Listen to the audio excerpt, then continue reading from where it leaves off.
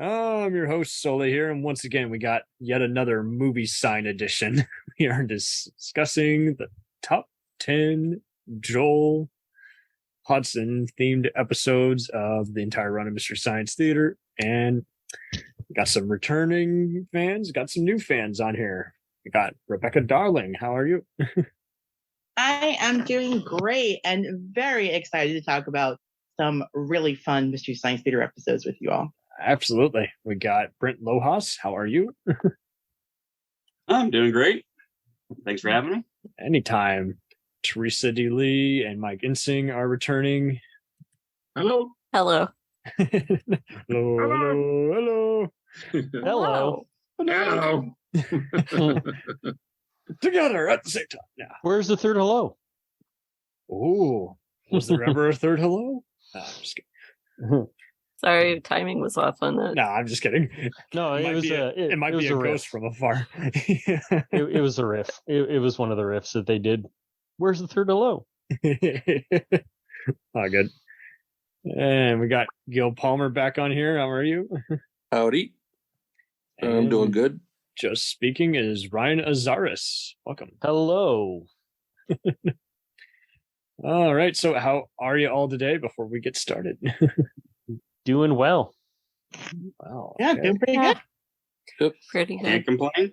I've been looking forward to this because, it's a tough era to rank, especially if you love just about all the show. Just like, what's the most, which has the best riff, which has the best recurring host segments, which has the best running gags.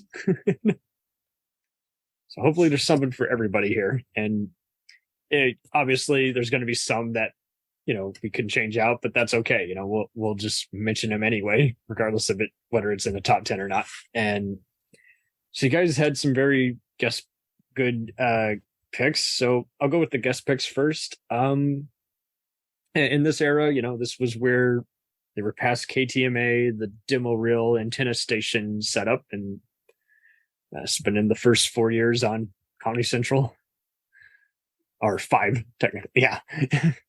5 years on Comedy Central, and then just make it, this is when postcards were a thing. They would get fan mail and they'd read it on the air.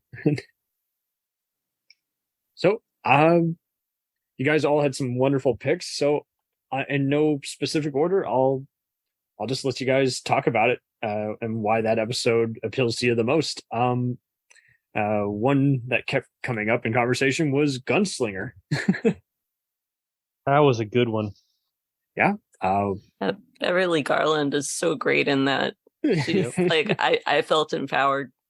Mm-hmm. It's just a fun Roger Corman Western. It's not schlocky like a lot of his stuff. And like you say, the riffs are fun and the characters are interesting on screen in the movie. It was the first Oder cowboy movie that they did, I'm pretty sure. Yeah, because a lot of the other ones, if they're westerns, they're mostly like apocalyptic or sword and sorcery. Yeah. And they're just covering up as a High Noon, Freeton Niyuma type story. And yeah, this is interesting because it's very rare to see a female gunslinger just come into town and clean up crime. Yeah, and they had to pair her with a guy who's mentally handicapped in order for it to be okay for her to be a female sheriff, I guess. And then you compare her to the saloon girls, and there are two types of women in this movie. The one that could run the old Western town that we didn't see in the history books so much doing that, except for like Annie Oakley. And then the saloon girls who are silent and featured not extras. Sure what their personality is. Yeah. Except they're willing to commit murder at the drop of a hat. I mean, like that's a pretty... until the shooting begins, and then it's like everybody down and crawl out the back door. You just know that if they ever do an updated riff, it'll be next week on Deadwood. It's great. Yeah, a lot of death in that movie. Like, a lot of people were dying. Yeah, the town was pretty much gone by the end of the episode. Yeah. They kind of joke about that. They're like, not much of a town. Is that the one where one of the riffs is cue the horses? Yeah, that's Yes. right. That is, yeah. Of the movie. Yep. Corman. They're on the side of the building, and then they start moving. Yeah. Yep. I'm surprised they even had enough horses. Yeah. Mhm. See. Oh, I think Brent, you brought up Master Ninja. I didn't know if you want to do 1 and 2. Yeah, well, I was also going to mention, personally, the Gunslinger has one of my favorite bits that they did because the false fronts of the of the movie where they would just seem to like teleport to different locations. Yeah, instantly in one place. Say that to my face, Pinbeak. So then, Tom tries to explain it in the host segment about, it's a simple way of explaining how they transport it back and forth is using quantum linear superposition. And then it just, I don't know, it was just funny to see, them interact that way and like a little bit of like a little time jump or something that's what Tom does. Yeah. Maybe George Lucas was inspired by this for Star Wars. Wipe. Yeah. Well, yeah. And now I've been so spoiled by that effect that when I see it in a modern day movie, I'm like, okay, come on. And then when I see an older movie on Turner Classic, I'm like, oh, that's right. That was a thing. So spoiled. It's kind of like when you see him go, go, go, go, move, move, move in a real movie. And you're like, come on, guys, come on. No, that's a good point. Because then it just gets you pumped up for when any later episodes when, Crow supply or Servo supplies a mock soundtrack or Mike and Joel get up in the audience chamber and start pretending to run. Yeah. Or Mega Servo. Oh, Mega Servo. There's a later one. Yep. But yeah, so who wanted to talk about Master Ninja 1 or 2? We couldn't decide, so we just kind of slept. Well, the first one had something interesting in it when Lee Van Cleef slows his breathing and heart rate. I thought, are they actually getting close to properly appropriating Japanese culture? But the Yakuza presence is kind of wasted. Really shallow villain presence that could have been any cardboard character on any crime show. Because of ninjas, it's got to be Yakuza. I loved in those Master Ninjas how you'd have Lee Van Cleef limping around everywhere, but once he put his costume on, he was a pretty agile fellow. Right. Slimming effect. It had a very slimming effect on him. Yeah, pretty wild. You don't know if it's an act or if it's just he's trying to be an old man and he's magical like David Carradine on Kung Fu. No. Well, it's just that they didn't really think about that. They didn't get that deep into it with their thoughts. They just thought, and one of the Van Pattens is joked about. The criminals could have been more organized. Those were strung together from an NBC series from the early 80s. I happened to catch that show when it was on the air when I was a kid. Yeah. Oh, lovely. 1980 or so. So there was more than like 2 episodes of this show? Yeah, it was like a season. Yeah, maybe half a season. Yeah. Wow. Oh, I think it might have been on before Miami Vice for 1 year, but that sounds about right. I think it started in 1980. I think it's 80 or 81. Oh, then Vice started in 84 or 5. 84, so, that makes better sense. But which is why they probably were able to replay it around that time, 80. Miami Vice replaced it. It happens, man. Don Johnson. I got that theme song.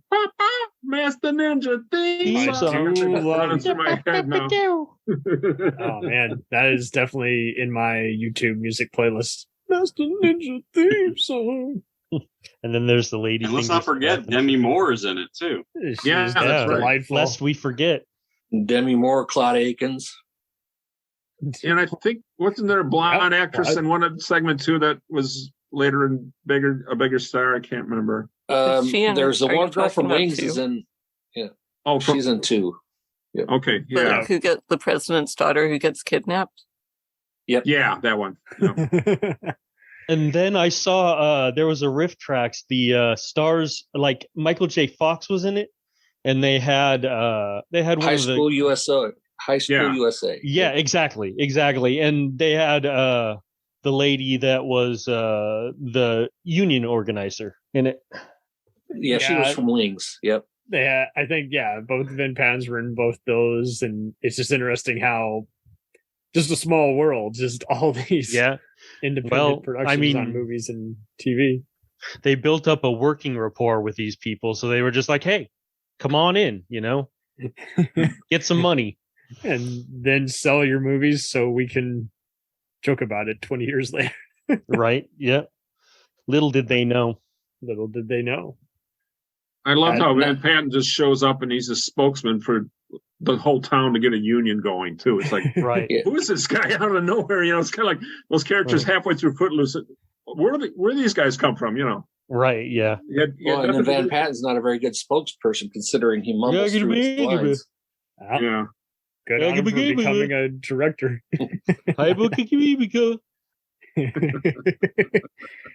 Oh man. So who wanted to discuss Warrior of the Lost World? Go. I was just gonna say that was my first MST3k. Oh man. Oh wow. David Worth, more like David Worthless. Exactly. Well, because director. When I was living in Des Moines, they didn't have the channel that carried Mystery Science Theater 3000. Oh dear. And I went on a road trip, and I don't remember what state I was in, but we stopped at a hotel, and I turned on the TV, and I'm like seeing this for the first time, and going, "What the hell is this?" I got to learn more about this thing. For a sequel that never ends, and the heroes referred to as that paper chase guy. Right. He's known as the Exterminator in all those campy movies, but he just I remember doesn't have those any movies. presence. Yep. And it's just so wild how he just thinks it's logical to just leave the female lead there and then come back and rescue her. And it's the female lead is the Middle Eastern gal, and she's Perseus Kambata, and she was in Star Trek: The Motion Picture. Yeah. And Megaforce. Don't forget Megaforce. Oh, Mega Weapon. Megaforce was a movie with the guy from Rocky Horror Picture Show. Megaforce. Yeah, that's right. Who played Brad? Yeah. Okay. But we took it on. South Park made fun of it. It's one hell. And there's like a giant German fan club, but I do kind of feel like those could kind of be in the same universe, right? And it is wild how in this one, and also Persis Kambata was in it. She was the romantic lead. Oh, in Megaforce, yeah, Megaforce, and but we would be bereft if we didn't mention the biggest star of Warrior of the Lost World. No, I mean Fred Williamson is Mega great, Weapon, but Mega Weapon, most definitely Mega Weapon put in the best, and he got a raw deal. They talked about it. That is so hysterical. But I had to mention it. All this build up, and then when you finally see the thing on screen, it's blown up faster than a walker in Star Wars. It's just seriously that quickly. And I do love how Mike provides the voice of the character in the host segment. He's just like, I just stopped by. I was just delivering stuff, and they blew me up. Yeah, for sure. Lots of great riffs in that movie. Really up there with some of the most unappealing male leads in there. He mumbled his way through it. They make fun of his blandness, the over the top action scenes, and then and for a hero, he was such a dick. Right, he was a dick, and then I mean, they were trying to get into the whole anti-hero thing. I guess they were trying to make him into this anti-hero, but he just comes off as a whiner, and it's just bad. Just selfish Mad Max, basically, and it's just interesting how the movie just seems to just deviate between that and Star Wars logic, and there are a few throwbacks to kind of Fugitive Alien, where it's like they're making fun of the bizarre like super motorcycle thing that's got insults on it. Shut up. That's the only time the lead each showed emotion is when the motorcycle was a Tweaky or whatever it was, the talking thing. They do kind of make a few. Do whatever you can to help. All of a sudden, where does this emotion come from? He's been bland as all hell, the whole movie. but he's all upset over the robot thing. Right, that's the most emotion he's showing. Was James Earl Jones in that one too, or was that? No, you're no. You think City Limits? Yeah. Okay, they could all be in the same universe. Let's be honest. Yeah, they bleed. Those apocalyptic films that they did can just bleed together. Like they just, they're all similar to each other, and they can just bleed together. So it would be, I could see how you would think that James Earl Jones. It's easy to mix them up after all, just like the sword and sorcery ones, and it gets even trickier when half the sword and sorcery movies are really just fantasy, and the other ones are sword and sandal stuff with, witches and wizards. Yeah. Sometimes even time travel. So, we had a few others here who wanted to talk about EGOT. Richard Keel. Yes. EGOT. You said you and just the whole fact that it's like father and son team, and they take it so serious. But this recent viewing, I was guffawing how near the end at the party scene before the attack, they note it.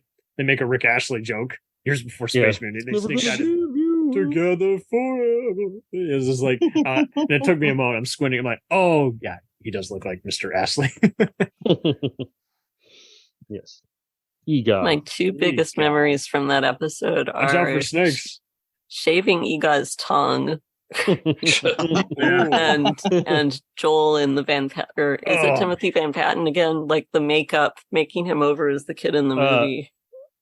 I think it's Archie Hall Jr. Yeah, but similar. They're similar looking, but yeah. How close the father and the daughter were to each other. Yeah, too close. They do. A little creepy. They do. And then he's kind of encouraged her to be kind of creepy with EGOT. Oh, just take, take care. Right. Let him do whatever he wants to. The whole dynamic was really weird. It doesn't make any sense, but it is kind of funny because of that. What surprises me about this is my wife's favorite EGOT. I mean, it does almost feel like it wants to be an Elvis type of, beatnik kind of movie, and yet and then it introduces this monster, and you're like, is he a monster? Is he a caveman? What's going on? What's going on? Yeah, this just misunderstood. Yeah, this father-son team, as I'm sure all of you know, like the Arch Hall Senior and Junior. I mean, they made several movies together, and Donnie covered it on his Trailers for Hell, and his I think one of them is called The Hostage or something. I saw it on CCM, and it's decent, but it's still kind of man. The Mads also did one. Oh, did they? I mean, Choppers, was it? Choppers? Thunderbird, I think it was the Choppers. Yep, definitely the Choppers. Wow. I'm surprised they didn't work with any of those other guys who made biker movies like Al Adamson or Braden Clark. The same kind of mind. Just do it yourself. Have AIP or somebody distribute it. Yeah. So, Rebekah, you were saying something? Sorry, go ahead. I didn't mean to. Oh, no, I just wanted to make the comment that they definitely were trying to set up Arch Hall Jr. as like the next kind of like Elvis or like just singing yeah. Maybe. I'm blanking on the first name, but those they're not kids, but like they're pretending to like kids, yeah. That band that was like that duo that was like really popular, the Nelsons, like in the 90s, and their father was a really famous singer. Eddie Nelson. Like Eddie Nelson? I couldn't think of his first name. Mike. Thank you. I almost said Mike Nelson. I'm like, that does not sound right. That's the wrong Mike. Amazing. But, right. But like, I think they were definitely trying to set him up as like the next Eddie Nelson, the next Elvis Presley. I mean, all of these movies were vehicles for him to like show up his like singing talent. But I mean, if you want to call it talent, I suppose. It just wasn't good. No, it wasn't great, and definitely like this movie has so much going on with the weird vibes with the, as you all mentioned, with the father and the daughter. Oh yeah, show him around, let him show you around. Think of the alternative, and it's like, I don't really want to do that, but now I have to, and it's a lot going on in that film. Fortunately, you can find so many other movies free to watch, whether it's The Nasty Rabbit, Wild Guitar, Deadwood 76, but yeah, The Sadist is the one I'm actually thinking of. One of the weirdest things for me about EGOT is when Arch Hall is singing that song, and it's not the girlfriend's name. It's some other girl's name. It never is. So like, what the hell were you thinking? Like, why did you not write the music for the film? If not, then wow. It's very confusing, and it's not confusing. It's just stupid. That's all. I know it's stupidly confusing. I mean, it's clearly they knew what they wanted, and you don't know if they just, like you say, they just wanted it. Their ego was so huge, they just wanted to put their random songs in there, or what? Well, yeah, it doesn't track. It didn't track at all, and Roxy would have fit into the song too. It's not like it's just two different names that end in E. Like just they didn't notice that during the script, right? I mean, exactly. They didn't read the script. It seems like make it up as you go. Right. Exactly. I'll just sing it that way. We'll plug it in. We'll plug it in later, different. So yeah. And they didn't. Yeah. I was like, watch out for snakes, Yeah, like and why are you telling us that when there's no snakes in the movie? I don't think. Yeah. I think there was one, but it was just sitting there. Maybe that's another movie. Maybe a bit of crew member, and they just couldn't use the footage. Right. Yeah. Oh man. Oh, Arch Hall Jr. And Arch Hall Sr. too. Yeah, Senior. He deserves his share of the blame. Oh yeah, I think Senior was the one trying to get his son to become a star. Mm-hmm. He saw something in his son that nobody else can. Right, nobody else could conceive. I see him hanging out with Ray Dennis Steckler of Incredibly Strange Humans Who Became Mixed Up Zombies. So it's interesting because he appears, I think, briefly as like one of the guys at the party. I think who does? I think Ray Dennis Steckler. He's like the valet or something who I think gets into a fight with the monster. But it's just funny how they're kind of in the same wavelength. They just did bizarre movies, and I don't know if they were on acid or anything, but it would be cool to know more about them just because of how just strange they are. Even though the movies do kind of have creepy or bizarre, or can't choose if they want to be a crime action movie or a exploitation film or both. yeah, for real. But Brent, you were going to say something. Sorry, I didn't. I just thought it was also an interesting concept for a movie to have, a caveman still be around. I can't think of another movie until Encino Man in the 90s, where a caveman trying to make it in today's world or whatever. Yeah. Kind of Encino Man. Concept. I want to say there was Dinosaurus was another one like that. Riff Tracks, sorry. Yeah. Wasn't there a drama called Iceman where they thought out a guy from... Oh, yeah, with Timothy Hutton and John Lone, yeah. Yeah, and he was singing... He was teaching him to sing Heart of Stone or I can't remember the song, but he was sitting around the campfire and he's trying to sing along, and he kept going, no, keep going. He's encouraging him to sing, but he couldn't talk, I don't think. If anything, it was just essentially these were 50s B-movie ideas that they just kept doing over and over and decades later. Oh, man.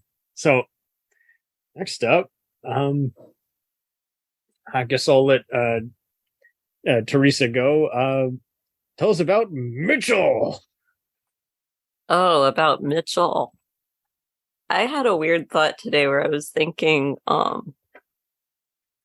about Stranded in Space and wondering if that was just like identical to Mitchell, but with the other Earth concept tacked over it. Because it just devolved into a 70s crime movie. Right. It's the same kind of production value as could easily be mistaken for a Rockford Files episode. As far as Mitchell goes, what do I remember? I remember loving the Waka Jawaka fusion or funk jazz riff and going looking for music like that. Yeah, and when he busts stuff. And when Mitchell busts the old lady because somebody has hidden a bag of chalk in her car that looks like cocaine. And then he steals her car and makes her walk home. Yeah, right. I was very invested in that. Is Mitchell going to arrest an old lady? if they were to remake it nowadays, it would basically be, if you needed someone just as unlikable, it'd be a Steven Seagal movie. Yeah. He Speaking takes advantage of horrors, and then he goes after unlikable bad guys, but isn't any more likable.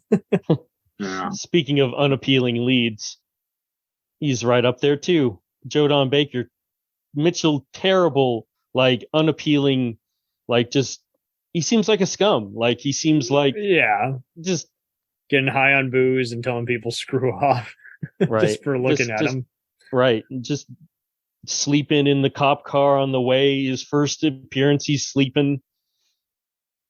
And can you shoot a guy in the leg on the golf course and get away with that? I think there'd be some repercussions. Yeah. I mean, it was the 70s, so they didn't have cell phones or whatever. But yeah, it is one of those. It's like it doesn't all this attempt at build up, and you're just like, was this meant to be a TV pilot, and they abandoned it because it was just so violent? Was it really? I kind of wondered if it was a TV pilot or a movie. But there's some scenes in there that look like they might have cut out some nudity that might have been involved. Like Linda Evans looks like she's playing a hooker, and there's some scenes in there where I'm wondering if I don't know. Supposed to be a TV movie. I think everyone was so grossed out they're afraid to go for that. But it is interesting how. John Saxon's death got cut out of the TV edit, and you're like, that's literally the whole point of the movie. You cut it out, and it just feels unfinished. And of course, they got the TV edit. So I remember seeing it on TV in the late 70s, maybe 76 or 7, but I think it was in the theaters before that. So, because Jordan Baker had already done Walking Tall, so he was an established, Yeah, and you look at Framed. And Teresa said in a 2016 interview that which was actually at the same Minneapolis, what had once been KTM place up in like Chicago or Minneapolis, and he noted how it was like, hey, he had been a fan of Joe Don Baker from the Edge of Darkness miniseries back in the 80s, and here he is seeing him, and he's like, he's like at his worst hour in this one at beginning fame. It worked. It was a nice offbeat type. That's not the typical movie they did back in the day. It's like the only crime drama, I think, up until maybe Mike here is when they did another Joe Don Baker movie, but Final Justice. Yeah. And it is interesting how again, this is mainly remembered whether or not anyone liked the episode or not. It's Joel's final hour. Did anyone else cry when he left and then realized you're watching a syndicated rerun and he actually left last summer? I don't feel good. I'll just I was 10 or 11, so the emotions were big. The transfer from Joel to Mike was really sporadic for me because the Comedy Network would only turn over to Comedy Central for half the time. So I was watching Joel, and then the next time I watched, it was a new guy. I was like, they got a new guy. Who the hell is this? I think I started out seeing more Mike than I did Joel at first. Mm-hmm. It's all good. Yeah. I had my father's and uncle's Comedy Central recordings of Joel, and around the same time in the early 2000s when they were still rerunning Sci-Fi Channel reruns. So I had the best of all worlds. So let's talk about Godzilla versus Megalon. Nope, I just haven't had that in the book here. Okay. Well, I'm having a hard time trying to remember. That's not the one where the robot was involved, was it? I think so. No, it is. It's Jet Jaguar. Jet Jaguar. Yeah, Jet Jaguar. That's it. Okay, cool. He never really loved him. I spent forever getting the real Japanese lyrics to that. Like when I was 10, I was like, I don't think these are the real words. I am going to study Japanese and I'm going to conquer this song. Well, that's just it. It totally reminds you of whenever you have friends at work or family members who sing songs the wrong way deliberately to parody it's worth it for the line at the end, Nakuna bokura mo ganbaro, which is, don't cry, we're going to do our best. Let's go together, a Jet Jaguar. Jet Jaguar. Well, those Godzilla or those Gamera films, the one thing they always bring to mind for me is every one of those Japanese children are voiced by women very annoyingly. And that's what sticks up for me. And there's always like a main like crooked corporate guy, and the focus is bizarre. You're like, wait, why are we following him? Oh, he's just going to go in and murder someone who works for him. It seems like a challenge. I think the rhythm of the Japanese women playing children is always off in these dubs because they're trying to time it and they just give up on the lip movements. And it's like, well, it's got to be as long as the line that fits here. Yeah, almost all the women. Or the character slightly opens their mouth and it's like, we've got to put a sound here. The mouth is open, so he goes, huh? Ah. I don't hear any A's, but there's often an ah or a O. Yeah. Oh man. Could they get away with Rex Start Eskimo Spy today? Isn't that a little? Probably not. It's a little. I mean, is it is it or isn't it racist? It's hard to. Well, they're Japanese. That's still confusing to me because by Rex Start Eskimo Spy, I always wondered, did they mean the Ainu who live like in the northern Aomori or Hokkaido area? Good question. And or do they mean something else? Are they thinking Alaska?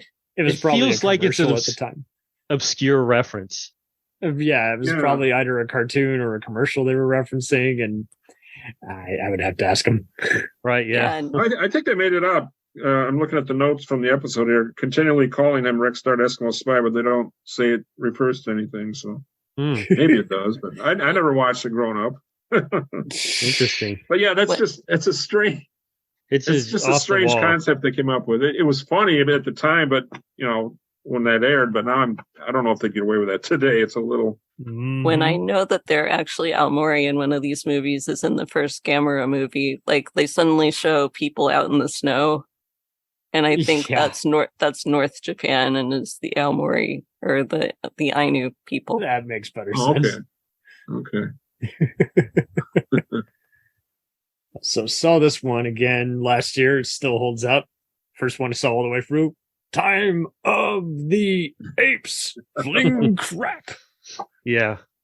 My favorite one, or one of my like top 3 or Desert Island 5 at least. Oh, it's one of those Sandy Frank movies. And another one where they cut a series up and made a movie out of it. It was a really long, drawn out Japanese endless close-ups TV show. Yeah, can I say something? This was the most rewarding one for me. Like Mystery Science Theater led me to study Japan studies in college. Oh, really? And I think Time of the Apes was the most valuable lesson. Actually, in the end, it feels like we're watching a Japanese family. It's not just a Planet of the Apes ripoff. It's also Japan processing the American occupation and also processing conflict between Japanese and Japanese. Like Japan had been saying that Okinawa was less Japanese than the mainland Japanese, and there were protests against the SDF, the main Japanese army, and people were ordered to kill their family members. Damn. At some point, it's really rough. Oh, and that kind of even goes back to original Planet of the Apes. So, how it was talking about slavery and everything in America, and here in Japan, But when we see the apes, I used to think that it was about the Americans or occupying army being ugly apes, but I think it's also the Japanese army. And to this day, like the Japanese army is from the Japanese government, and they typically support the American military. I've been reading a book titled Okinawa and the U.S. Military by Dr. Masamichi Inoue, and having microaggressions all the time from the continued presence of the American military bases. So it's just there's a lot to deep dive on deeper levels when you watch Time of the Apes. Oh, totally. It totally feels like a mixture of elite Japan, post-World War II era, as well as, and as well as maybe a secret Gestapo. And it's, there's the reason also, you like it is there's the whole ultimate, like every dystopian sci-fi movie, just at the end of the day, you're just going to see all these heroes go up against an outmatched army and escape. Yes. I'm also still trying to figure out who Japanese Colonel Sanders was. I think he's either a scientist or a politician, but I don't know what sort of people in Japan during the occupation they could be like inspired by. The really interesting thing for me about Time of the Apes is how it was this huge drama over in Japan. It was like a whole season or two, or like just a really big live action drama over in Japan. And I'd just be interested to see, like, because it didn't make any sense because they cut it like they did. So yeah, it's convoluted. I still think it's a fun kind of movie, even though it's it's definitely a fun movie. But near the end, though, you do just start to lose it. You're like, wait. Yeah, hold up. And that's because it was so many extra episodes on top of what they cut into us. They literally could have just taken like the beginning episode and an episode, and that might have made better sense. Yeah, well, yeah, true. Well, they liked it enough. They liked it enough to redo it because it was originally a KTMA episode, and they redid it again. Mm-hmm. Oh yeah, it's a good one. It's excellent riffing fodder. Excellent. I didn't realize it ends up it was all a dream. The movie. Mm-hmm. I didn't. It does feel like it's a dream. I must not have been paying attention. Spoiler alert! Spoiler alert! I kind of wondered about. Yeah, sorry. That's okay. There are way more episodes in that TV show too. Like the original Japanese title is Saru no Gundan, Ape Army. Okay. Yeah. For Time of the Apes. And there's like one that I'm curious about that I only see as stills in internet searches. That is a group of hippies in a rock band, all apes, Nice. all painted flower children with guitars. Lancelot Link, Secret Chimp. If any of you ever saw that, you're old. You're younger. You're older than me. Well, I know of it. I never watched it. I'm showing my age. Early 70s, yeah. They had a rock band called the Evolution Revolution. Oh wow! The Apes in that series. Yeah. Damn. Interesting. Well, if you want to now, you can go on eBay and buy a bunch of Time of the Apes card set. Is also known as Army of the Apes in some areas. But I'll post it for you now so you can look at it. Yeah, so we had some other ones here. Let's go with Fugitive Alien. Another one. Another Japanese TV drama. Yeah, I just figured we might as well. We're all on the same loop. And I did start one thread one time. How much I love this episode is because it's great. Just, yeah, the jokes really do work for the most part. Near the end, you kind of feel like they're just kind of running out of breath. They've been going at it so long, but it's still just one hell of a fun episode. It would be funny if they made a band called Ken and the Fugitive Aliens, in my mind. Yes. If you had to name it after Mystery Science Theater band. But nice. Was that another one that they made from TV episodes? Yeah. Once again. And it is funny at the beginning. Oh, Sandy Frank. You know, Captain Joe. Oh, I'm sorry. No, you're good. Captain Joe is played by Joe Shishido. And when I was in college, I saw a movie called Gate of Flesh that again is like Japan trying to cope with being poor, war-torn country. Mm-hmm. And like there's some organized, I don't know if there's much organized crime on the docks, but there's like poor people desperate and a crime presence. And he's just like the Marlon Brando of Japan this tough guy. That makes sense, because they did have a lot of them who did just giant, just dynasty epics and period pieces, as well as just shocking, like, early era horror movies and samurai films. But yeah, for a while I'm still trying to figure out who plays the main bad guy, that big, bald, James Bond looking guy that's with the creepy eyes. Ringing a bell for you. Tried to kill him with a fork. That ruined all forklifts for me. They one of the chat groups on Facebook banned people from posting about forklifts because it just got to be so out of hand. But oh dear, it was funny the first 80 times, you know. Those guys need a sense of humor. Well, guess what? So going back to this, they apparently, I'm not kidding, have action figures of Time of the Apes. Oh, wow. On eBay. I'm looking at it now. Bull mark.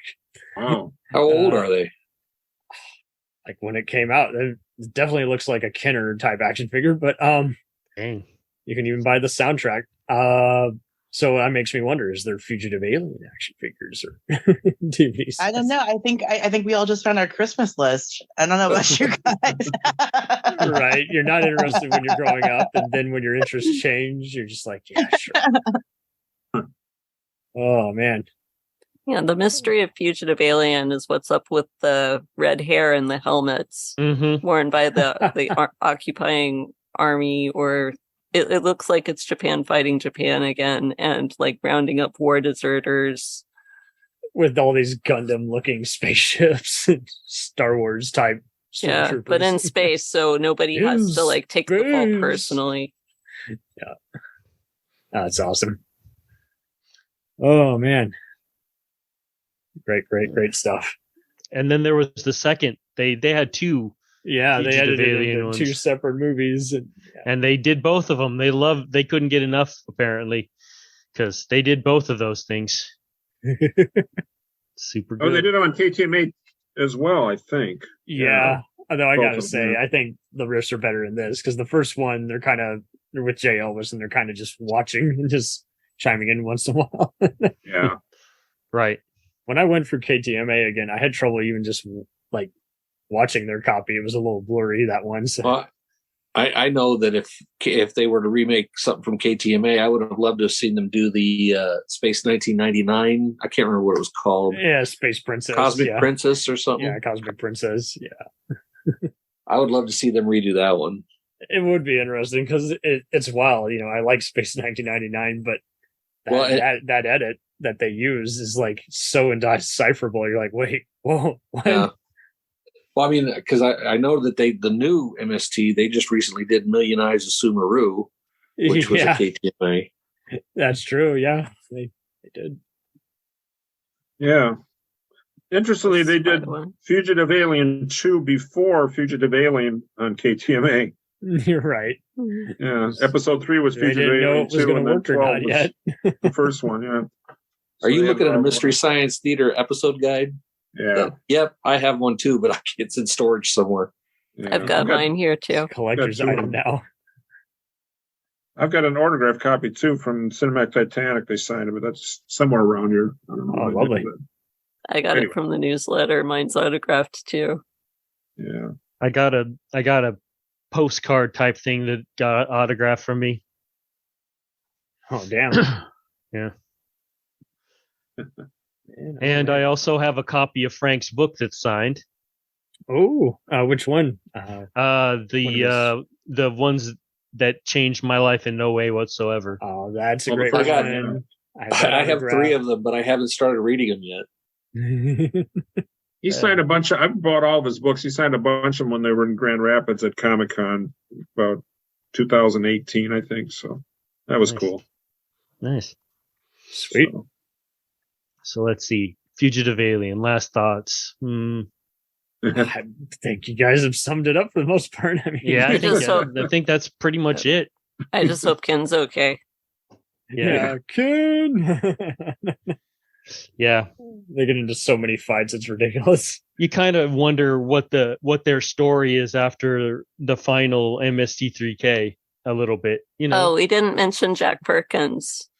Yeah, that's when right. Jack Perkins first appeared. Like, and then the A&E host, Mystery Science Theater Hour. It is so That's funny about as seeing painful as a cattle prod can get. Oh yeah, they're strapping him up, and it's just so hysterical hearing him yell off screen. Oh, the invention was funny in that one too. Like all the medicine drops, and Frank nearly drowns. You're right. It's supposed to be helping him, and it's basically suffocating him. Yeah. Oh, so how about Cave Dwellers? That is one of my absolute favorites. Yeah, also known as Ator 2. They recently did Ator during the Netflix era, as well as for Rift Tracks, I think. Rift Tracks did Ator the Fighting Eagle, which was the first one. Right. And there was, I heard there's supposed to be a third one, but I've never. There's even a fourth, but everyone hates the fourth one. It's kind of like the Death Stalker movies that they've done, at the MST era, as well as the live shows where it's Conan O'Brien knockoff, and some of it's fun and some of it.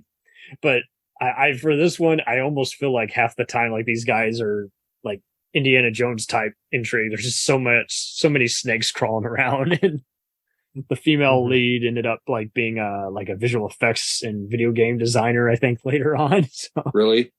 And it is just so funny how my pal Matt Poirier of the direct-to-video connoisseur website, totally check it out. He's a Misty. Actually knew a guy in the video store days who they were like the only guys who had seen Cave Dwellers before it actually appeared on MST. It was just an obscure video store favorite, and it is so funny how Miles O'Keefe thanked MST. Is like, hey, how much O'Keefe is in this movie? Oh, thank you, Miles O'Keefe. Exactly. From playing Tarzan to a Conan guy. There were some really important filmmaking don'ts lessons in that movie. I love the last host segment where they go over like the sunglasses, the four-wheeler tracks, the plot down, and the handrail on the stairs. Right. And just like Pod Deep People, tracks. whoever it was, the video company at the time that re-released it kept showing random stock footage of other movies as they. Oh, that was that Film Ventures thing. That's what it was. And Film Ventures, they bought the rights to the movies or something. Then they put they'd roll the credits with footage from other movies. And you're like, at the beginnings and ends of each film. It wasn't. It always looked like a totally different movie. Yeah, it was like Pod People. I think that might have been one that also had Film Ventures. Pod People did, and it was in this weird planet. milky. The picture was kind of blurry. It was strange, or slow mo. Totally. I put Very Pod strange. People down, and I guess we can go from there. I mean, Pod People just has so many great riffs where you're just like, you're seeing all these guys who have been in all the classic, like, spaghetti westerns, and it's just so hysterical seeing them just go around. 1 minute it's Extra, the next minute it's E.T., and you're just like, man, what a violent movie. Flying over trout. Oh God, Grumpy, this you song. can do amazing things. Bees on pie, burn. Yeah. Grumpy, you can do Idiot amazingly control stupid. now. Idiot control now. Yes. I sing that every other day when He's I the have best. someone do something stupid at work. He's the best. It stinks. Oh my Yeah. God, the It Thinks is probably. I would put that as like one of the most recognizable like memes or gifs out there now. I'm like a virgin. Yeah. yeah, He's the well, like when you're best. looking for gifs, you just type in like Mystery Science Theater 3000 or whatever. Like that will definitely be in the top 5, right? Of Joel given the like okay, and then be like, it stinks. Like it's just absolutely like the best. Right. Totally. And even in one of the live tours, they made like a foam hand that with the OK symbol, it stinks on it that they were selling. Oh, that's neat. Oh man, it's great. Oh man, so from this point on, just any other favorites of Joel era that we can just throw out there. I know we all had a bunch of. Did we ones. cover all the ones that you had on your list? I think I Accused My Parents was one. I'd let Mitchell just get replaced on there, but yeah, I Accuse My Parents is just so much fun because the villain just steals the movie. You have a whiny, unlikable idiot. Yeah, the kid who's 30 years old or something. Yeah. Yeah. They were doing it. They're doing it now, and they were doing it then. 30-year-olds play 18-year-olds. Well, then I was thinking about the fact that he's like having this relationship with the girl in there, and the girl's, I mean, he's in high school still, and she obviously isn't. So it's like, well, what's the age difference supposed to be between these two? Yeah. It just makes you wonder what's really going on. And as I recall, that's Joel's favorite episode too that he's done. Oh, and it's just so funny, and it just fails miserably at being like a PSA. It's just so heavy-handed. You're like, it doesn't make any sense, and yet at the same time, the gangster elements are just so much fun. The main villain almost reminds me of Claude Rains in a way. Did they make a riff to that effect? They've said Claude Rains a few times, but I don't. I think so. They made Casablanca references. They even riffed it on riff tracks, which is amazing. Oh man, yeah. I like how. Go ahead. I was just going to say, we're talking about I Accuse My Parents, right? Mm-hmm. Yeah. In I Accuse My Parents, I just love the contrast between the ideal and the worst of reality. You know, like family members that he's dodging and running away from, and the cute little shoe store scene where but it could be love, just like in a movie. And then the criminals show up. Right. And then he's a whiny kid who blames his parents for what the bad things he's done. It's like, okay. You do that. Yeah. Impression is I love it when Jimmy shoots the guy and the cops show up and Joe rips, I accuse my parents. Right. The timing of that was great. Yeah. It all ties together now. That's why they called it that. Yeah. And then he does it. He does in the courtroom trial too. But yeah, it's funnier when Joel says that. Right. And he's just so stupid. Jimmy's so dumb. Like he does. So bad. He just one dumb thing after another because he's a liar. It just another lying, yep. Another unappealing lead. Made a lead. Well, that's why because he's so unlikable, that's why it reminds you, hey, yeah, this is a very heavy-handed piece of crap. Yeah. PSA. Yeah. It's a shame because it could be an awesome movie, and if with a better editor and director, you know? Right. But then is it really the same movie? Right. The whole point was to brainwash us into thinking, everything's bad. Propaganda, man. Does anybody remember Robot Holocaust? Oh, yeah. Yeah, that was sort of. It's coming on MGM HD this week. And it's it's like one of the first like direct-to-video movies they did on the show back when that was first a thing. And right. It's similar in the way it's made to Cave Dwellers for me. Like the video was just as bad in both of them. It felt like that's its sister film, you know? It feels totally same kind of set designs. The lighting's similar. It's really dark and moody. And when you get into some of their later movies that they do, and you see some of the blockbusters that come out in the 2000s, you're like, oh, those sound like they're using some of the same music, even though they're different in budget. Yeah. And you hear reused music all throughout the movies on MST3k. Like it's all over the place. Over the place. The most memorable thing about Robot Holocaust, probably my favorite one of the first season, was the hand puppet. They were supposed to be like death worms or something, but they were just dudes with pink socks over their hands. In the cave? Going through the cave? Yep. Going through the cave. And pretty much it was just so ridiculous that you just had to laugh. Like, how could anybody take this seriously? Like, you know? Oh, man. I just remember Valeria really, and the bad line reads, like, you and your daughter are doomed. You and your daughter are doomed. I sought that episode out because when in the first episode of the first season on Comedy Central. No, it was Kevin's first episode. They had Mike on there playing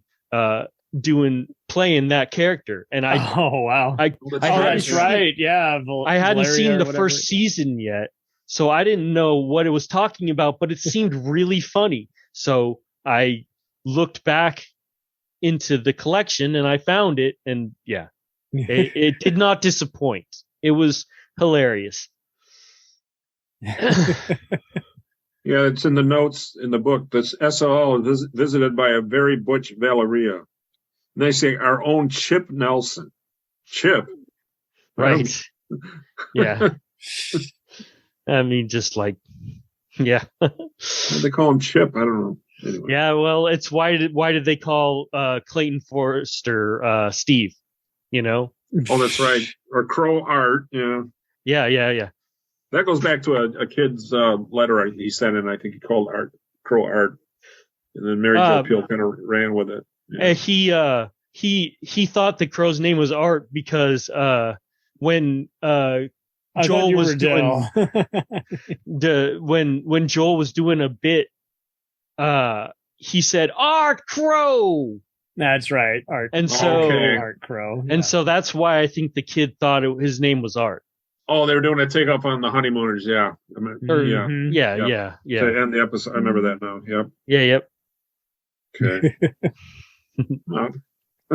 Some good ones here. I do feel like Robot versus the Aztec Mummy is kind of an underrated one, just because it's just such a bizarre one. Yeah, it's bizarre. Yeah. It's a little slow, so I think that might be why it's just not as big. But I have so much fun with it. Yeah. Yep. And some of the rocket ship ones are fun. Just Rocket Ship XM, the most downer movie. So long, suckers. One of the most downer movies. Oh, Monster A Go-Go. Monster A Go-Go. Monster A Go-Go. The film with the non-ending. The film with no monster. There was no monster. He was found normal size, you know. Cop out of an ending. I don't know. A little cop out, yeah. I love the riff on that one where the guy's driving around and the narrator's talking, and Crow, I think somebody says, "Is he listening to books on tape?" And it looked like it in the movie. It did look like he was listening to an audio book in the car, so it was funny. yeah, definitely good stuff there. How does everybody feel about I don't think Space you could do that's a little bit later on. Yeah, we're talking about Joel. Oh, we're talking about Joel. You're right. I wish Joel. I don't know how you can do this a Joel list without mentioning Manos. We do got to do Manos, and right. Yeah. We avoided it for this long, so we might as well talk about it now. I guess if you insist. Just kidding. I feel like Manos is such a polarizing episode. Like, there are so many Mystery Science Theater fans that, like, sometimes Joel's people not too crazy about it, and I've seen some people talk about the Rip Track version, but it's kind of just interesting just to suffer through, just because it is kind of funny in the right. For sure. Like, there's. You see people post in forums like all the time, like, hey, I want to get my significant other or my friend into Mystery Science Theater. Like, what episode should I start with? And there are so many Misties who will say Manos. And I just feel like, I don't know if that's your gateway episode into Mystery Science Theater. I agree with you 100%. I feel like it's a terrible gateway episode. I feel like if you're an established Misty and you really love it, I think you can enjoy it for what it is. But like the first exposure, I don't know about that one. I probably would never, if that was the only episode I had ever been shown, I don't think I would have jumped into Mystery Science Theater, to be honest. It would have been perfect, and in a way I feel like that is what Rob Zombie has based his entire career on. Oh, right? Yeah, I don't disagree at all. Like, it has huge Rob Zombie vibes, and I love that the daughter of the actor who played the master, like, she's super active on social media. I had the really keeping her dad's legacy alive. I had the interviewing her first year we did this, and that's so cool. Yeah, she really is so neat. She has her own arts and crafts shop. Her dad apparently saw the show when they aired that episode, and he was guffawing. He's like, well, I guess I'm famous. I love it. That's great. No, that's super. So yeah, like you said, they're the rare kind who are good sports, unlike Joe Don Baker. They're certainly. Oh gosh, yeah. Joe Don wanted to fight him. Yeah. One thing about Manos, I really value that they compared two perspectives on the multiple female brides. That they didn't just support the movie, say, well, of course the movie is showing us this, so it must be. They yelled really loudly, "No child brides," which I'm never for censorship. Like, somebody was mad at me for bringing this up on the Mystery Science Theater forum when Beyond Atlantis premiered. I was like, I just want this flagged as having assault against women and having what looks to me like a comfort women scenario. Like in Asian countries, the violence against women has been terrible, and 1,000 people liked my thread, but it got flagged and taken down, and one person at the company did not like it. So the degree to which I'm sorry for that was that I don't know the timing of their new events that they're promoting. There were premieres back to back, and I wasn't thinking that they don't want anything negative against the show at this time. I guess. But I feel like it was important to critique when the movie shows us something that's very exceptionally unhealthy, like child brides or comfort women. Oh, don't get me started. And I appreciated the riffs in the old show when they had notes, and I don't consider that censorship. I consider it weighing perspectives and making sure everything's represented. Well, and unfortunately, and making a statement and making statements as to how they feel about it. Well, and that's why we always liked them, because they were kind of always on our audience side. And whenever they had a joke that might have been a little too over the top, like rooting for the hero to die, or because they're unlikable, or that they still would win your favor, because they almost always will boo the bad guy if they slap the female lead. Yeah, absolutely. Yeah, I've always appreciated that as well. Like, whenever a movie has shown violence against women, or especially and violence, unfortunately, you were going to encounter it. And one thing I don't respect about Roger Corman is he was dealing with all kinds of sleazy investors. It's like, Jesus, you want nudity, and that's the only way you can think to incorporate it in is by having the bad guy assault the female lead. No. Yeah, no, I've always appreciated that about Mystery Science Theater throughout all the years. Whenever a scene like that is shown, they'll just boo it. Boo! I think it's a healthy commentary. Like, the movie is saying whatever it's saying, but it's up to us as the viewer to either be like, thumbs up, thumbs down, and them as the viewer are giving it the thumbs down. Right? That's their job, is to give things the thumbs down. For sure, yeah. 1,000%. Oh, man. Oh, so we had some other ones on here. We mentioned City Limits earlier. I love how just you get totally in the right mood. Just James Earl Jones does our impressions are made throughout the whole movie, and it's just so funny because when Trace Review as Dr. Forrester, he just goes, "Oh, James Earl Jones really needed a paycheck." I just get totally in the mood, and there's so many other actors in there, and I love anything with Kim Cattrall. Right, that's the source of the Tubular Boobular Joy. Yeah, song that Crow sings, and it's no. I think you got that wrong. I think the Tubular Boobular Joy is Outlaw of Gore. Oh fuck! I'm the worst. No, it's cool. It's cool. It was a song about Kim Cattrall. What the hell is what he sings? Yeah. I forget what the name of that was. It was just Crow's love song to Kim Cattrall. Yeah, I think that's just that love song. Crow had a few good ones. Oh, and I just love how you're totally in the right mood, because when it starts off, they there's somewhat Radon Sean is getting out of hot tub or whatever, and actually it was just some holding up the umbrella in the theater.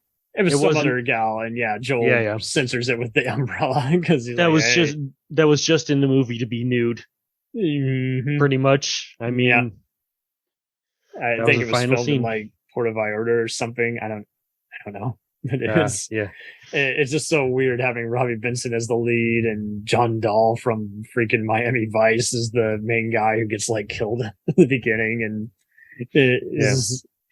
you don't really ever get a sense of what's going on and how they're all able to conquer this giant empire. It's just for as convoluted as all those Japanese shows were, they still make better sense as to how they're able to overcome evil. And this one is like, you're like, wait, how did they get all these other motorcycles and remote controlled helicopters that can machine gun people?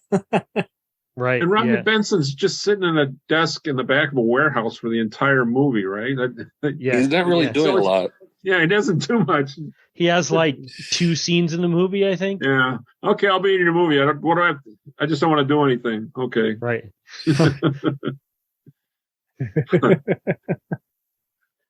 All right, another one, guys. Another one. Castle of Fu Manchu. Catalina Caper. Ooh, you're talking about a who's who of Disney. The most difficult episodes in the Joel era, maybe. Is ripping a comedy and ripping the week that the Mads effectively won in Fu Manchu. And rife with bad cultural appropriation. Right. No, they lost because they admitted the film was bad at the end. Right. Unlike with they couldn't watch it. They go, it wasn't that bad. Yeah. And this one, they're like, oh, man. I think I loved how in that one they did make clear that they don't approve of Christopher Lee wearing yellow face, being Fu Manchu as a stereotype, archetypal evil character.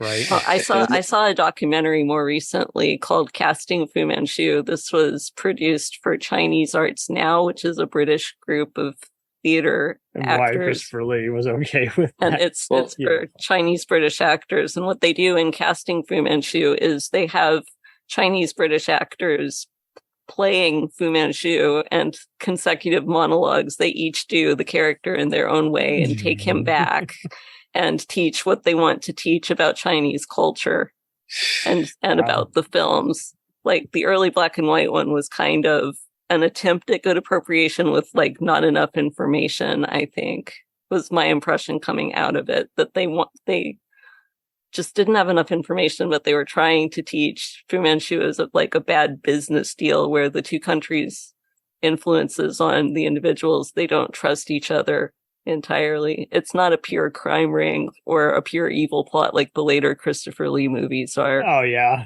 It just became only one white actor can play this Asian character, and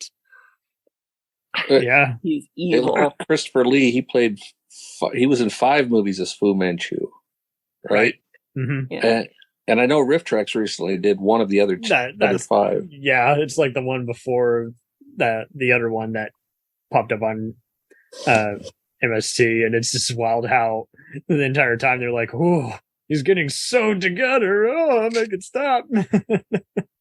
But I highly recommend you to go watch the Chinese Arts Now documentary, Casting Fu Manchu, and see Daniel York Lowe and Jackie Ong, who's a drag king playing Fu Manchu, and somebody else made Fu Manchu more androgynous or gender fluid or female.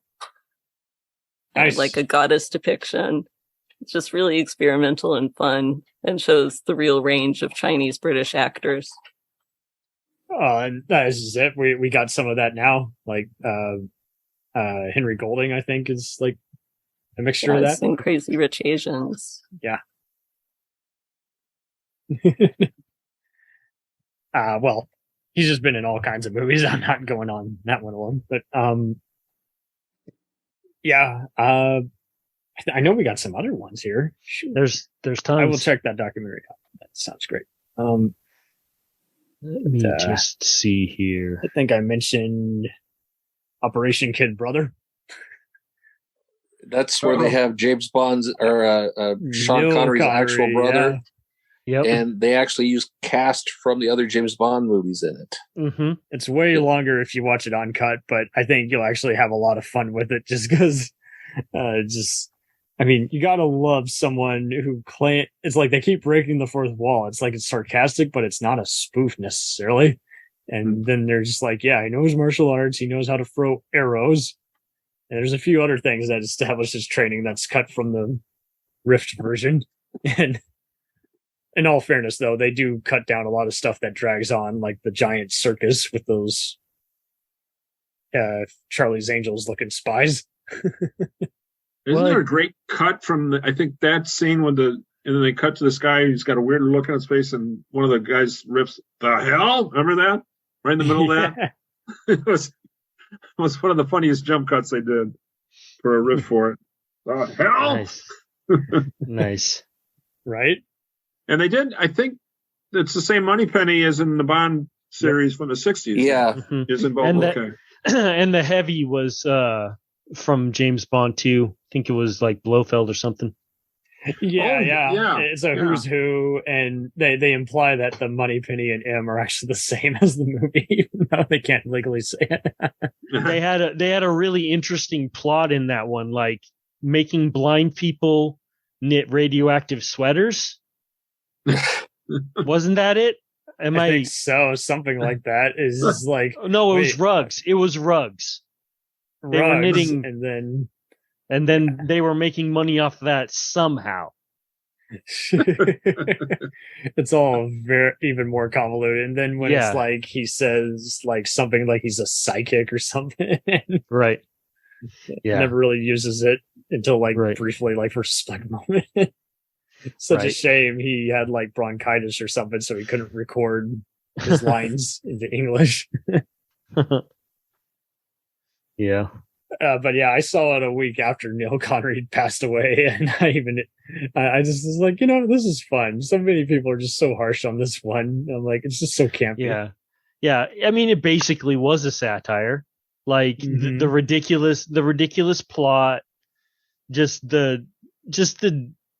it was, you're right. It was campy. And like Stranded in Space that Teresa had mentioned earlier is like, it would have probably gone somewhere had it been allowed a chance. It would have been it. And Neil actually does play Operation Kid Brother in like another movie, like random, like it was like a Hong Kong series of film or something. I'm like, geez, so he basically did start his own knockoff character in a way. Oh man. Yeah. I guess that's better than just being doing ADR for your famous brother. Yeah. Oh man. So if anyone's got any other ones, have at it. Okay, so Wild Rebels. Oh yeah, we just did a special on Ross Hagen. Nice. I like Hellcat's banner. Wild Rebels, was that Ross Hagen?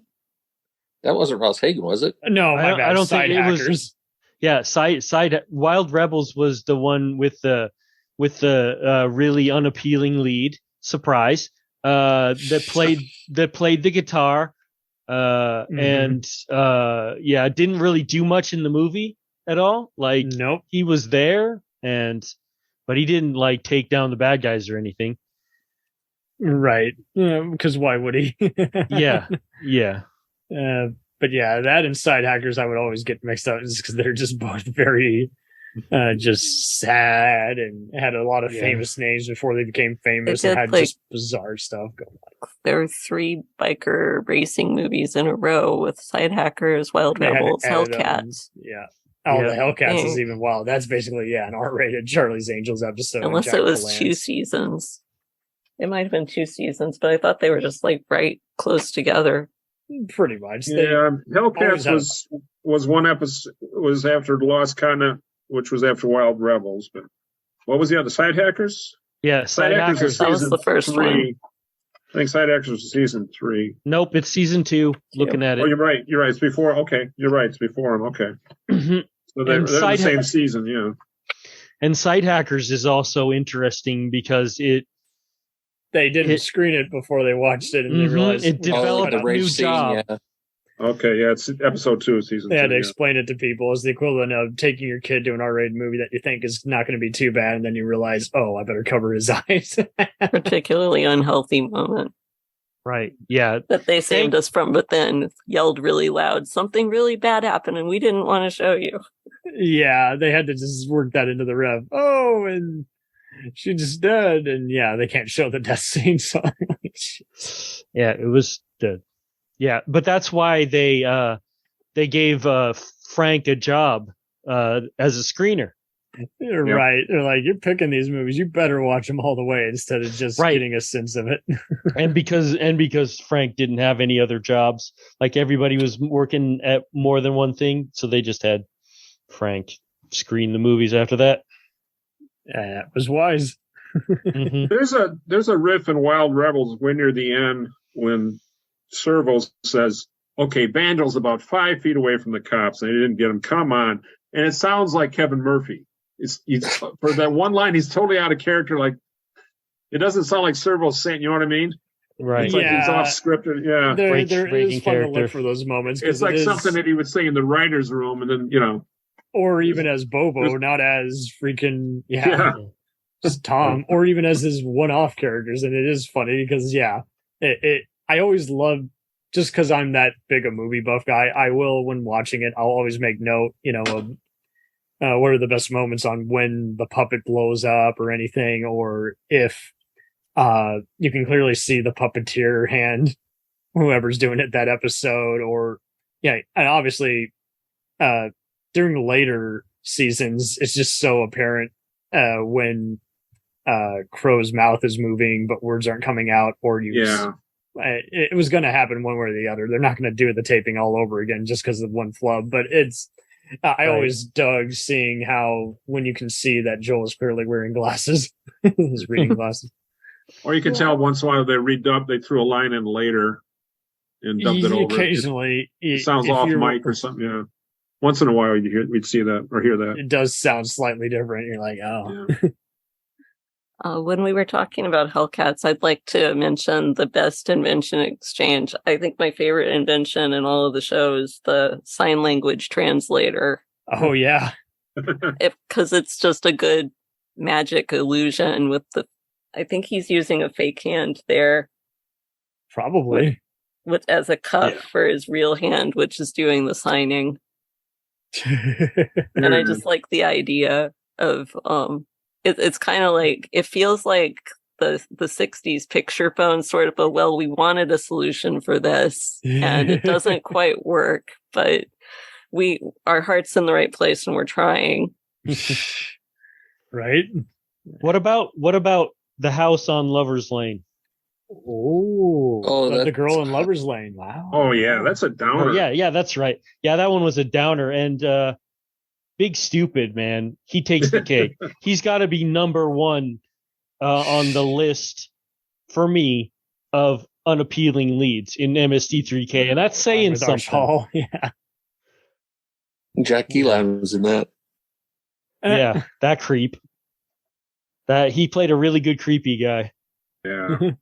And isn't that what they say? My creepy girl. Or is that later? That's Catalina Caper. Yeah. There you go. Okay, yeah. Or never steal anything wet. Yeah, that's a weird movie. But you could see how it got made. Tommy Kirk, just such a downer, like. People are always saying they can't riff comedies, but Catalina Caper, I think that's like the comedy that really holds up and is a fun experience. Yeah, I think they just took exception to it. It was available. So. Mm-hmm. Never did anything with. That's probably got the biggest star ever is in that Little Richard, even though, as Joel says, somebody's hopped up on goofballs. Right. Yes. I know a certain bright you can see it, yeah. Yeah, he's really eyes are pretty glazed, yeah. He was all tripped up on goofballs. The band, the music in that scene was so fun. Yeah. Oh, totally. Yeah. It always seemed funny to me that the lady that was singing in that, I know she was looking at the front row, but she always had her chin on her chest when she was singing. That just, it was, I was like, that looks really weird. to me. Totally. It's very questionable. Right. Oh, well, if anyone's got any other ones. We haven't talked about Magical Voyage of Sinbad. Ooh. Or any of the Russo Finnish things. It's not Sinbad. Yeah. With the tall drink of water, the goddess sending him on a quest. Yep. Yeah. It was basically they just took folklore and did movies on it pretty much. I like Sinbad because it has less fail than the also Finnish story, the Day the Earth Froze. Yeah. Right. Are you with the bride or the failure? Like all I know about Finnish folklore is that the hero is supposed to fail and fail and fail and iterate endlessly to get to a better place, and it just seems like so much wasted energy if they could only stop and strategize a little more between these iterations. I would be more on board with these Sampo stories. Right. Just how about Santa Claus Conquers the Martians? Oh yeah. That one got used a lot. But that one is too, and I had the fortune of meeting people who were kids when it came out, and they wanted to see it. They had vaguely. People always say they would just watch that, not ripped. Oof. I guess I mean, I can understand it, and at the same time, I can't understand it. But I mean, when you say Santa Claus versus the Martians, you say you can't get a weirder Santa Claus movie. There's no such weirder movie than Santa Claus versus the Martians, but Santa Claus versus the Martians looks like sanity compared to Santa Claus. I mean, that's not a Joel one, but like, I just got to mention it. Whew. Man, that's bad. Yeah, with big talking lips. Yeah. 1950s Santa Claus is interesting because they play a mock heavy metal band in one of their segments. But yeah, it's like both Day and Conquers is like just the most bizarre movies. You're not even sure if you would want to show it to a kid because of how questionable taste it is. Right. Just a lot of questions would have to be answered. What's going on? I don't know. Keep watching. Santa Claus Conquers the Martians. That's Pia Zador's in that one for first. Oh yes, man. Yep, he had a weird life. She played Gurmar. Mm-hmm. Right, or girl. One of the Martian kids. Yeah, they were really lame with the names. They like didn't think of I don't think they thought Lomar the Mother Martian. Right. I don't remember what the dad's name was. I never even caught on to that. Yeah. It's a jerk asshole thing. It's like someone will get it and others like, wait. Oh, just say, oh, lame. Yeah. Let's not forget about the Patrick Swayze Christmas song in it, too. Oh, yes. Ooh, classic. Yes. Awesome. Yes. Patrick Swayze Christmas. Yeah. And I'll kick you in the air. I love that so much. Mm-hmm. Yeah. Super Getting back to Day of the Earth Froze, we were up, my wife and I were up in Caliva, Michigan. There's a book called Weird Michigan, Strange Stuff in Our State. There's a giant grasshopper up in Caliva, Michigan, so we went up and found it. And there's a lot of Finnish folklore stuff on it too, and there's a whole plaque explaining the sample. And no one could figure out what the sample. I'm hearing every other word, my dude. Could you? Yeah, you are. Sorry about that. There's a plaque up there explaining what the sample is. It's part of Finnish folklore. And I took a picture of it, the plaque, and there's actually painting and stuff. So, and this is in Michigan. Yeah, Caliva, Michigan. There's some kind of Finnish heritage up there. Yeah. So, I guess that's something now you could just Google too, I'm sure. But they never really explain in the movie what the sampo is. Somebody said there's one line that explains it, but it goes by so quick you miss it. And they talk over it. You would have to really be a fan. Yeah, really pay attention. It gets to that point where it's like, it's kind of like when they cut out scenes of other movies like Squirm or what have you. It's like, do you really want to make sense of it if you already don't like it? Yeah. Right. Yeah. I'm gonna go look that up in a second. It's on my phone over there. I'll be right back. So. Well, this has been a delight doing this with y'all because I mean, it is just cool to just know that, you know, it's a movie within a movie show, and therefore, you know, people can watch individual episodes. I know there's many who still go to sleep watching the show. I used to do that a lot. Guilty. Every Friday night or Saturday night, I go to sleep with Pluto on. Sweet. Is Pluto are they having less intrusive ads? Plex got better. Oh, I'm sleeping through most of it. So. Right. Plex has a lot of documentaries. They do. Plex has Art of the Prank. The Prank, yeah. Yeah, which is about like artist pranks that got picked up by the news. Mm-hmm. Things like a dating club for dogs. Or the confessional booth at the Democratic National Convention, I think it was the Democrats and not the Republicans that year. I might be remembering wrong. Well, it's just cool to know that they can get all these documentaries, and some of them are virtually like, I'm like, I've never seen this offered anywhere else. So what about Attack of the Eye Creatures? The Eye Creatures? More great film lessons in Broken Wardrobe and Filming Day for Night. What was the other one with like the swamp people or something? The Killer Leeches. Oh, no. Like this has people. Slime people? Slime people, yes. Oh, right. Yeah. They had the green silhouettes. I showed that to week. some family members back in the day. You know, we're all set for life. Both our uncles love it. And it was just one of the few wacky puppet shows we'd watch when we just didn't want to watch Muppets. We just were Star Trek and we just want to watch, again, you know, just a wacky B-movie riffing show. And we introduced it to another aunt and uncle, and they were just like, I don't get it. This isn't funny. And it's one of those episodes I do need to rewatch, but I don't know if I'll find it as funny because it's like it was an earlier season, so they just weren't entirely there yet. But yeah, they were the crowd that's paying too much attention to the movie as opposed to the comedic gags. But I'll never forget the signature line, and that's like probably the best riff in the episode is when they see a random body in the ocean, and the guy's like, Trace's crow is like, what happened to the guy on the stick? There was something about sodium in that movie. Was like sodium the key to defeating the slime people? Like that. That was another one. That was Horror from Party Beach. That was the killer. Correct. Correct. Yeah, horror. Yep, that one. Horror at Party Beach. Or I think that's right. I just explained. I sent the sample photo over, so that's what it's on the messenger page. Oh, nice. Okay. So too much to reiterate here. So anyway, good. Thought that was kind of cool.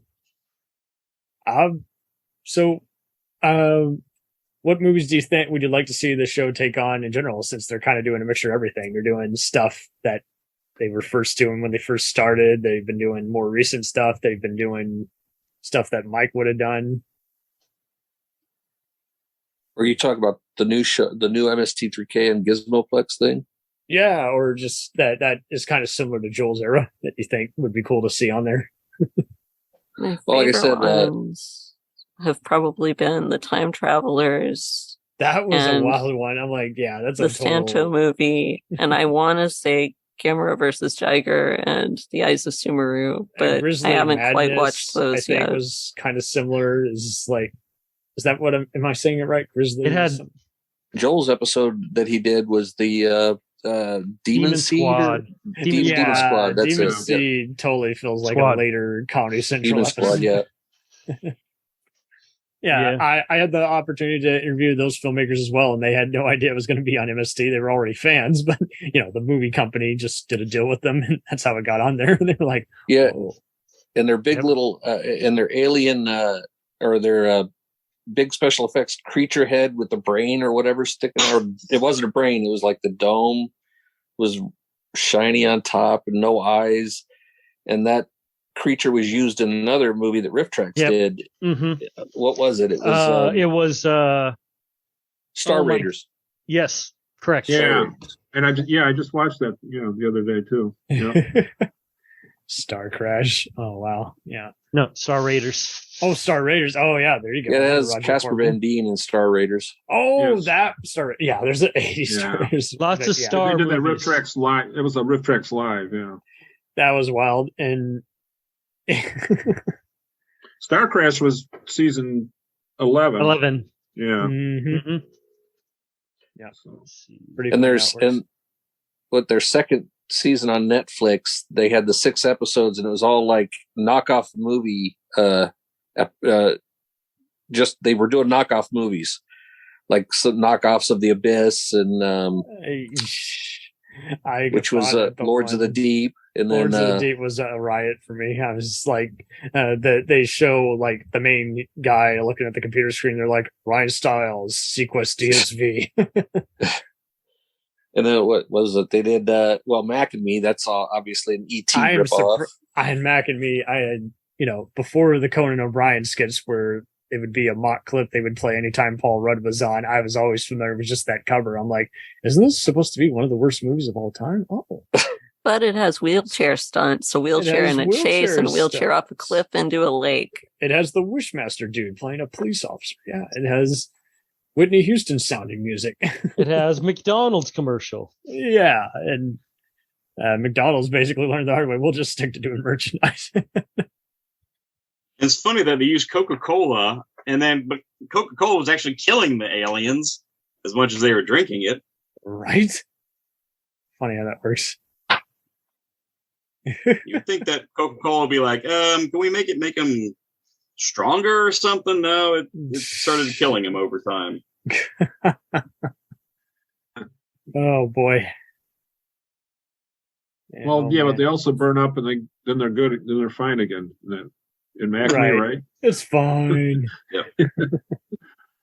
And then right in the middle of the movie, also it's a McDonald's commercial. They're all there's Ronald sitting at it's like, how blatant was that? Right. Right. It's like a commercial in the middle of the movie. No finesse. Mm-hmm. Funny how it works. Yep. I don't think they could ever rip a documentary. That would be tough. That would be hard to do. Well, didn't they kind of do that with the total rip-offs they did on Riff Tracks? Well, I guess MST did. On National Geographic. I thought those were funny. Yeah. Oh, that's true.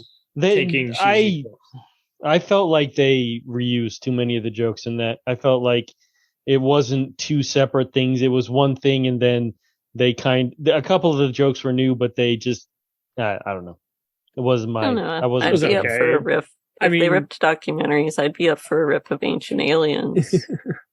Oh yeah, some cheesy documentary would be fine. Yeah. Seems like a lot of the shorts were just some kind of educational thing. Oh, that's why it worked best. Yeah, those are just kind like of I docs, accused my parents. They were going for kind of like Reefer Madness level stuff, where inept PSAs or heavy. That brought us lip and tongue action. But you must be pleasing. Yeah. Above all, be pleasing. Above all, be pleasing. Yeah. I will not make the D-test. Mr. Be Natural. I've actually used that lip and tongue action when I was telling somebody how they should get up there and give a speech or something. They said you should use plenty of lip and tongue action. They were like, "What? Have a wire rack." Right. It might be fun to see him take on like an old musical variety show, like a Tony Orlando and Dawn or something from the 70s that probably hasn't aged well, even like a Dean Martin show or something, Oh, wow. One of the celebrity roasts. Yeah. His variety show besides that too, I'm sure it's pretty dated with all the women around, you call them the dingalings and all that. It'd be so sexist now, be interesting to see him riff something like that.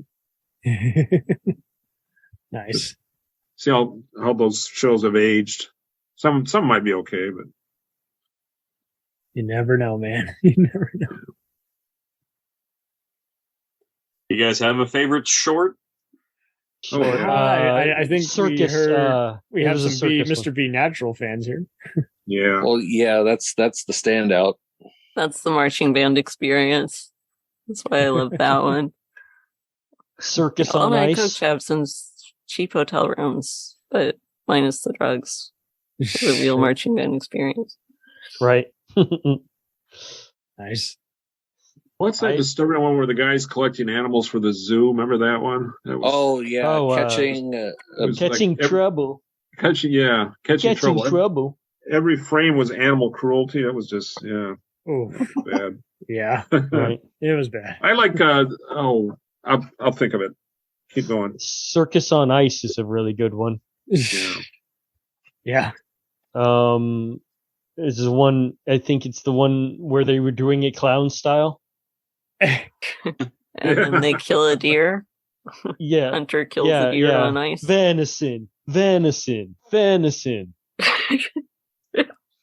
Home economics story. Home economics story is a good one. The stomach has been pierced. The meat will not be pure. I don't know, something like that. Yeah. And then home economics story. Listen to the flowers. They will tell you sweet secrets. Yeah. Well, I liked on their shorts when they were doing the cereals. Was there any that they went all the way through? They went through Commander Cody or something. I mean, in all Commando fairness, Riff Tracks did all the Batman ones, but yeah, Commander Cody. I'm just so ideal because when I saw the Rocketeer, I was so familiar with those Commander Cody shorts, and they cut that one off before the end. Yeah, one of them, the short ran out of the film went out halfway through or something. Yep, it was Commander Cody. They were done with it. Yep. Yes, sir. That is correct. Mm-hmm. There was another good circus one, other than Circus on Ice. Oh, Johnny at the Fair, maybe. That was good. That was a good one. Heliocopter. Joe Lewis shows up for a second. Heliocopter, airplane. Yeah. Funny how it works. X marks the spot was the first thing I ever saw. Is that the driver's ed one? Yeah, I actually saw that in one of my driver's ed classes when I was. Oh, really? School. Yes, they actually played that one. Is there another one called Last Clear Chance that's similar to that? Yeah. Or am I wrong? Why don't they look? Yeah. Mm-hmm. I love the riff in X marks the spot. So help me. When it's right. Supposedly God's up there being the judge, so help me. And God's from Jersey. That was funny. Yeah, exactly. God's from Jersey. Yeah, that's actually the first short they did after all the serials, it looks like. They were all serials before that for the shorts. Huh. X marks the spot was the first short, I guess you'd call it. Yeah. Anyway. Pretty good riffs. Yeah. The shorts are always great. Like, there's not a short that I was like, this is not funny, Like, like you can pick one. Just show me one. Funny. Right. Exactly. Is it Snow Thrills where they say it's actually pronounced sheen instead of skiing? Yep. Yeah. And then Joel said you're full of skit. Yeah, that was great. They got away with that. That was funny. Yeah, that was a great riff. great riff. Yeah, let's see. I'm looking. Posture. Appreciating our parents was a short. Date with our family. I love that. That was a Mike. Was that Mike? It's a Mike one. Yeah, that was a Mike one. Yeah. I just date with your funny. Date with your family is just gross. And the child abuse classic Junior Rodeo Daredevils. All those kids falling off horses and walking away limping, and the clown jokes were good though. Yeah. Which introduced us to old timer Billy Slater, if I'm not mistaken. Yeah. Billy Slater, yeah. Red Skelton. Funny how it works. And Robot Rumpus. Oh yeah, that was great. The zombie one, yeah. That was great. Well, I like it when they dug out those General Hospital episodes too. That was pretty good. Oh yeah, that was great. Wild. Yeah, and just the fact that you don't know what to expect until it's too late. Like, watching a soap opera. I do kind of wish they could find more of those Irwin Allen knockoff type movies. It would be so awesome if they did something like City on Fire again, or I mean, as close as they got was with Avalanche. And I'm like, jeez, talking about barely any story. Rock Hudson looking his age. Yeah.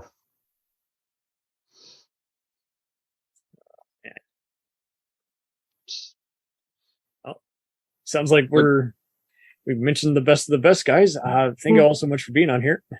All right. Right. Yep. So will you send us the link for this? You know it. All right. Cool.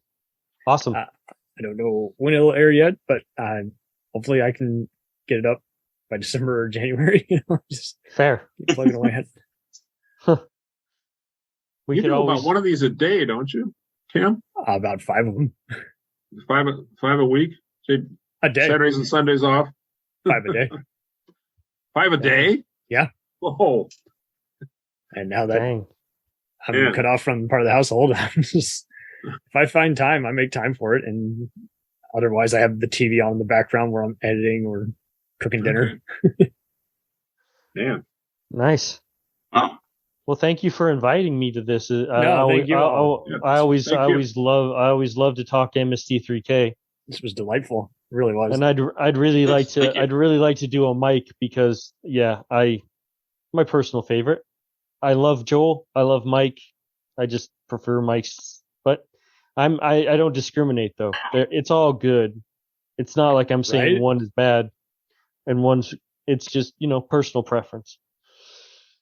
At the end of the day, they all do their job, Oh yeah. I feel like it's a choice between art and music. Joel has the fun moments like Lovable Channel Cat and Magical Voice of Sinbad. And Mike has epic musical odysseys. Mm-hmm.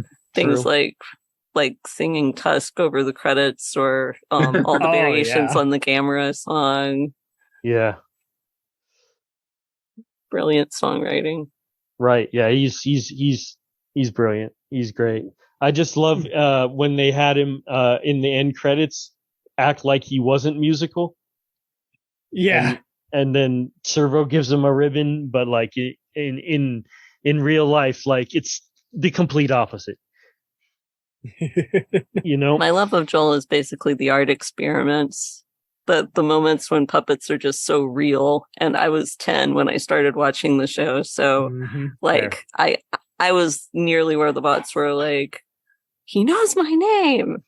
That's again, Channel Cat and Magical Voyage of Sinbad. Right. Yeah. Oh, I forgot. Yeah, I saw Joel do a live show here in Des Moines. It was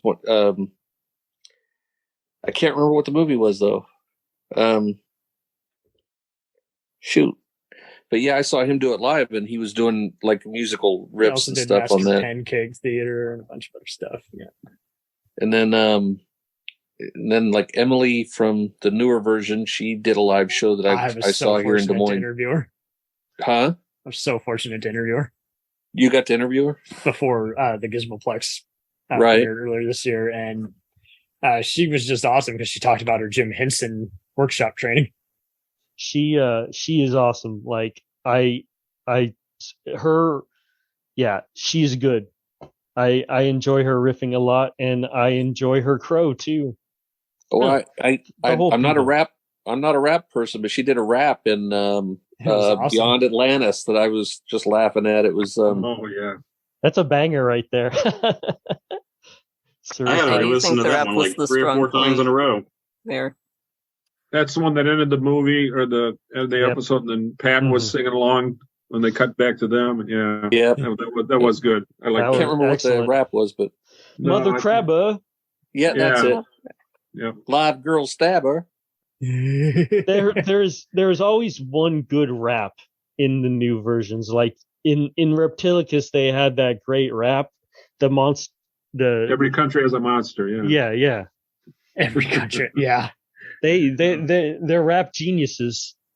I think them and Weird Al just realized you got to do all kinds of music references. Don't alienate anyone. Yeah, leave them out, or don't limit yourself as a comedian. Even it's exactly. Exactly. I think that's because you see so many other comedians who do that too. Where it's like, man, you got famous too quickly, and then you ran out of material. Right. Like Frank Caliendo kind of did that, where he just would only do certain like impressions. I'm like, I know you can do more than 5. I've seen you do. Right. He's just getting paid for the bare minimum, Mm-hmm. Talk to you all later. It was fun. Thanks. Yeah, super fun. Thank you so much. We need to do it again. Totally. Right. Let's play by ear. October will totally be very open. All right. Can't wait for everyone to listen to some of the Halloween episodes we got. We did one on the following TV show, X-Files, Waxwork, which is totally a sarcastic movie. We'll return after these messages. Do you ever find yourself thinking about who would win in a fight between Goku and Superman? Hi, I'm James Gavsey, and on the Who Would Win show, me and my co-host Ray ignore anything important happening in the outside world and debate fictional battles between characters from comics, movies, and video games. We got a new show every week, and almost always am I the winner. Yeah, not true, Ray. In the past, we've discussed such matches as Captain America versus Darth Vader, Solid Snake versus the Iron Giant, classic matchups like RoboCop versus Terminator, and even the Muppets versus Sesame Street. That one was crazy. So if you're a fan of geek culture and love a spirited debate, check out the Who Would Win show wherever you get your podcasts, or check us out at whowouldwinshow.com.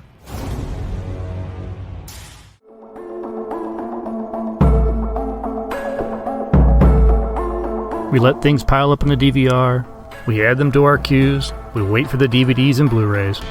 We time shift. The Time Shifters Podcast. Sci-fi, horror, fantasy, superheroes, comedy, action, film, television, maybe some not-so-current events. Find us on iTunes or at timeshifterspodcast.com. Cool thing about Blind Knowledge is we are in multiple countries. We are worldwide all across the globe. We are in the US. We are in the UK. We are in Canada, Germany, India, Japan. We're in Australia, y'all. BlindKnowledge.com. Now back to the feature presentation. Dragon Ball Z, One Piece, Naruto, all things that we love, all manga that were originally published in the legendary magazine Weekly Shonen Jump. But not every series can run for 300 chapters and have a hit anime. This is David. This is Jordan. We're the hosts of Shonen Flop. Each episode we look at manga that ran in Jump that didn't quite make it. We discuss what it did wrong, what it did right, how the series could have turned itself around, and ultimately, was it a flop or not? Run all your favorite podcast apps, and you can find us at shonenflop.com. Keep on flopping, floppers.